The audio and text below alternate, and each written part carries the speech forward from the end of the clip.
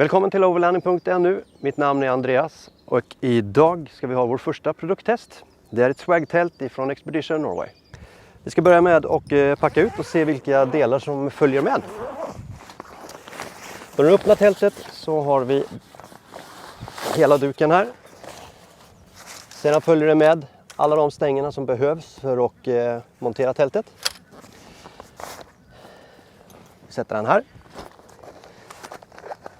Och sedan så har du med x antal tältpinnar för att kunna förankra tältet i marken.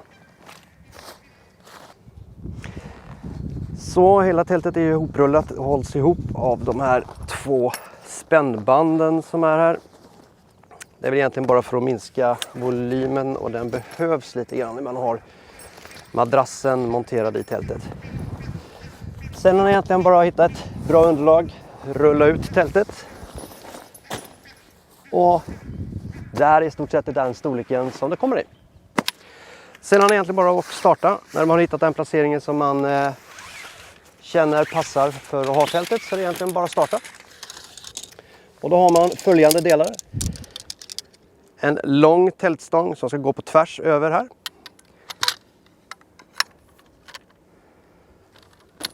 Och två stycken mindre som är allihopa lite böjda i sin utformning. De placerar vi ihop så här. Och den kan man ju få, helst då ska vi ha den här bågen, men man kan få den i alla möjliga konstiga konstellationer, men det har inte någon praktisk betydning för själva tältets uppbyggnad. Så det här är den formen som man önskar att ha. Så då ska vi ta oss och sätta detta på plats. Vi börjar med gavlarna först och det finns säkert många sätt att göra detta på, men jag kör på det sättet som jag har jobbat mig fram till, som känns som det mest effektiva sättet trots allt.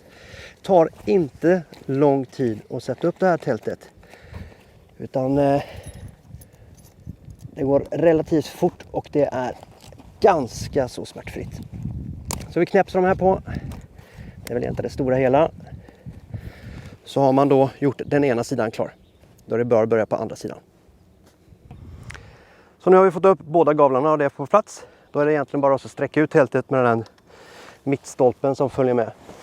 Så enkelt gör vi. Och så måste vi börja spänna upp själva tältduken. Så, då har vi fått hela tältet på plats. Vi har precis rullat upp myggnätet och själva tältduken. Tältet är spänt ut på var sida så vi får lite god tryck i det hela. Och så har vi med 4 extra pinnar. Det är för att kunna förankra varje hörne i tältet också, ifall det blåser riktigt ordentligt.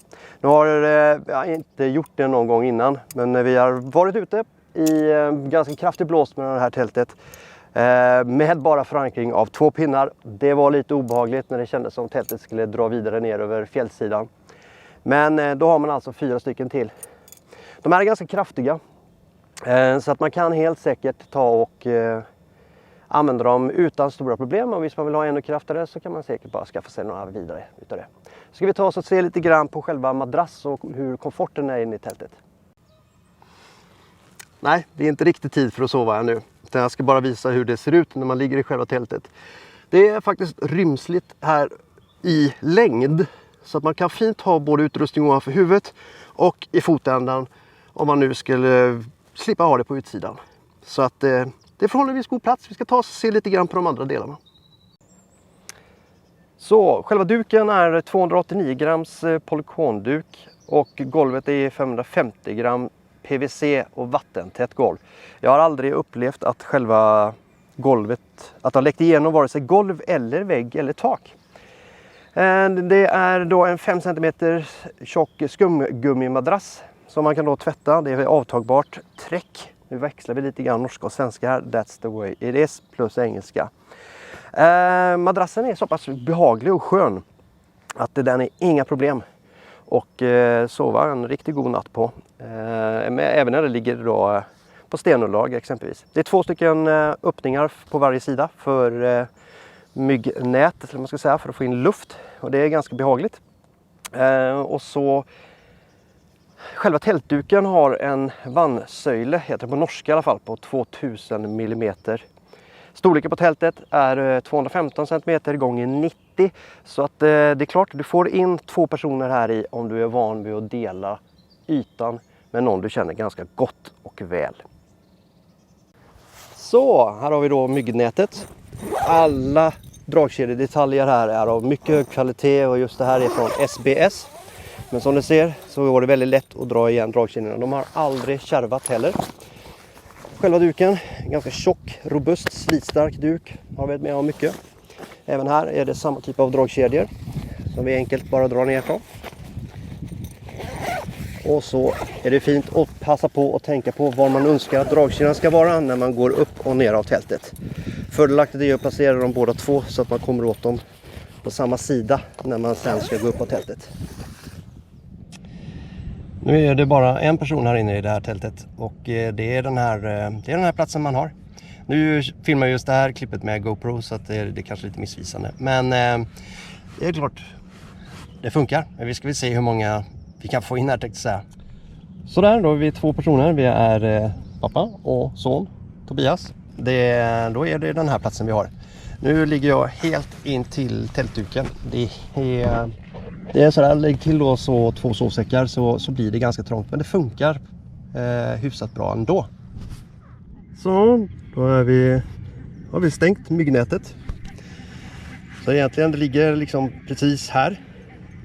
Så om man fäller ner själva duken sen så blir det lite trångt.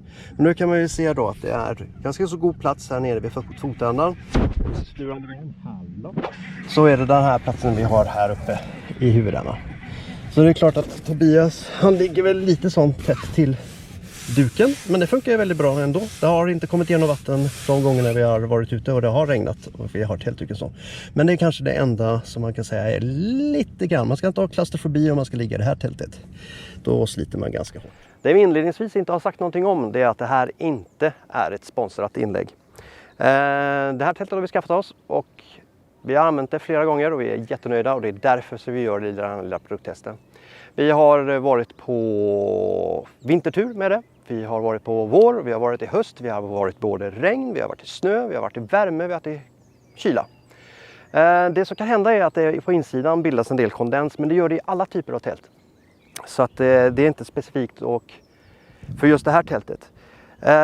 Det enda som är kanske en nackdel som vi vill säga någonting om, eller någonting man måste ta hänsyn till i vart fall, är att ska man ha madrassen med sig så är det stora paketet vi såg inledningsvis som du må brassa runt på. Det är klart att vi tar bort madrassen och kör på en luftmadrass, en X-ped eller något liknande, så kan du komma undan med en mycket mindre storlek och då kan du nog ganska så säkert få plats med det här i en motorcykel eller i en ryggsäck eller bära med det på något annat sätt. Så, nu har jag tagit ut madrassen och som ni ser, tar man ut madrassen så får man någonting helt annat. Det här är hanterbart när man ska på en fottur och har med sig ryggsäck. Eller om man kör motorcykel eller någonting annat där man inte har en stor bil som man kan ta och packa ner tältet med madrass i.